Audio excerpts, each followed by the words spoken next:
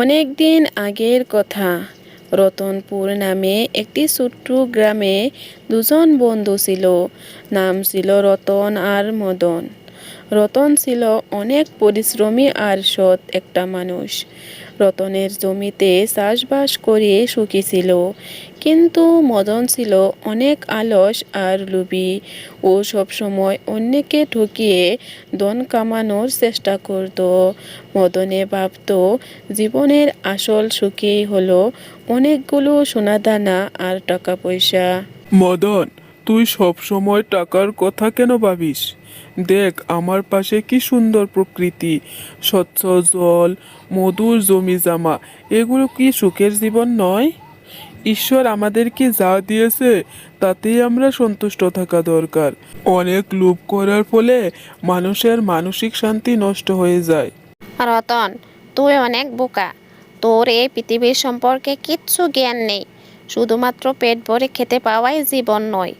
যদি আমাদের অনেক টাকা পয়সা থাকে, তাহলে গোটা গ্রামের লোকে সম্মান করবে, আর যা মন চাইবে তাই কিনতে পারবো। আমি আমার গোটা জীবন এই ধূলিবালির মধ্যে কাটাতে চাই না। আমার তো শহরে গিয়ে অনেক বড় ব্যবসা করার ইচ্ছা, আর বহুত টাকা কামানোর ইচ্ছা। মদনের কথা শুনে রতন চুপচাপ হয়ে যায়।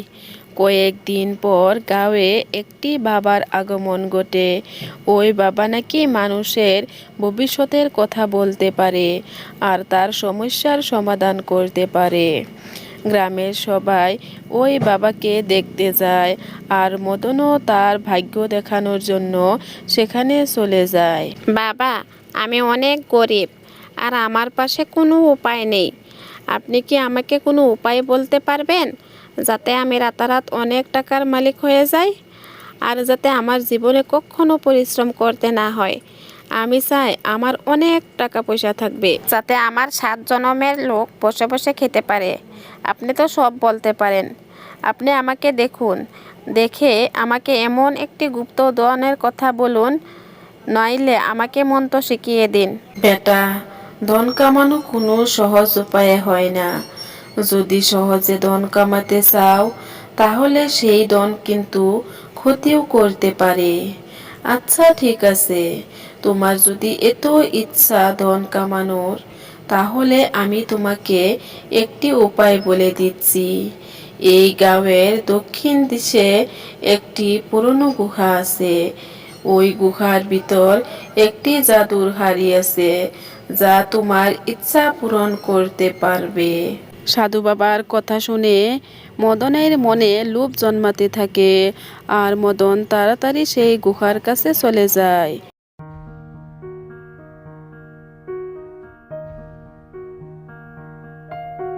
রতন যখন শুনতে পায় মদন জঙ্গলে যাচ্ছে, তখন রতনও মদনের সঙ্গে মদনকে সুরক্ষা দিতে চলে যায়।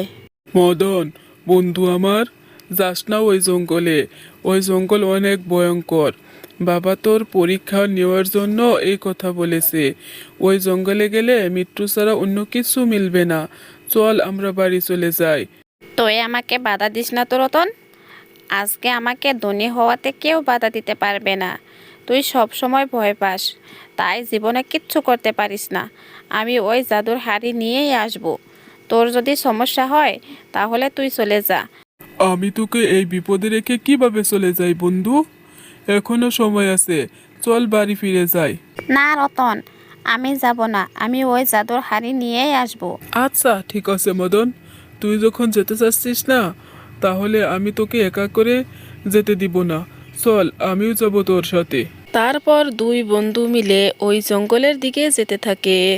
যেতে যেতে অবশেষে সেই গুহার সামনে গিয়ে পৌঁছে যায়, আর গুহা দেখে মদন খুশিতে লাফাতে থাকে। দেখ রতন, এই সেই জায়গা যা সাধু বাবা বলেছিল। দেখ আমার কি ভাগ্য, এক্ষুনি খুলে যাবে আমার ভাগ্য। চল চল, তাড়াতাড়ি ভিতরে চলে যায়। আমার যা আর তোর সইছে না। তারপর দুই বন্ধু ভিতরে চলে যায়, আর ভিতরে গিয়ে একটি পুরোনো পিতলের হাড়ি দেখতে পায়, যা একটি বড় পাথরের উপর রাখা ছিল। মদন তাড়াতাড়ি গিয়ে ওই হাড়ি হাতে নিয়ে নেয়। তখনই একটি আওয়াজ আসে। হে মানব, শুন, আমি হলাম জাদুর হাড়ি। আমি তোর সব ইচ্ছা পূরণ করতে পারবো। তুই যা বলবি তাই পাবি। কিন্তু মনে রাখবি, প্রকৃতির নিয়ম, কিছু পেতে হলে কিছু হারাতে হয়। ওই হাড়ির বদলে তুই জীবন থেকে কিছু মূল্যবান বস্তু হারাতে হবে। কিন্তু তুই কি এই শর্তে মানতে রাজি আছিস? ভেবেচিন্তে উত্তর দিবি কিন্তু। হ্যাঁ, ঠিক আছে, তাতে আমার কিচ্ছু যায় আসে না। বাস আমার সোনাদানার দরকার। আমি তোমার শর্তে রাজি। হে জাদুর হাড়ি, আমাকে অনেক সোনাদানা দাও, যাতে আমি দুনিয়ার সব থেকে ধনী ব্যক্তি হতে পারি। মদন, তুই এই কি করছিস? তুই কি পাগল হয়ে গেছিস? তুই শুনতে পারছিস না ওই হাড়ি কি বলছে? দয়া করে ওই হাড়ি ওখানে রেখে চলে আয়। কিন্তু মদন রতনের কথা না শুনে তার ইচ্ছা বলতে থাকে। তারপর মদনের পায়ে চোট পেয়ে পড়ে যায়।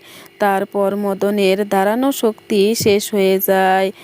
হাড়ির কথা মতো ধন পাওয়ার বদলে তার পায়ের শক্তি চলে যায়। তারপর মদন নিজের ভুল বুঝতে পেরে ওই জাদুর হাড়ির কাছে মাপ চেয়ে তার জীবন নিয়ে সেখান থেকে চলে আসে।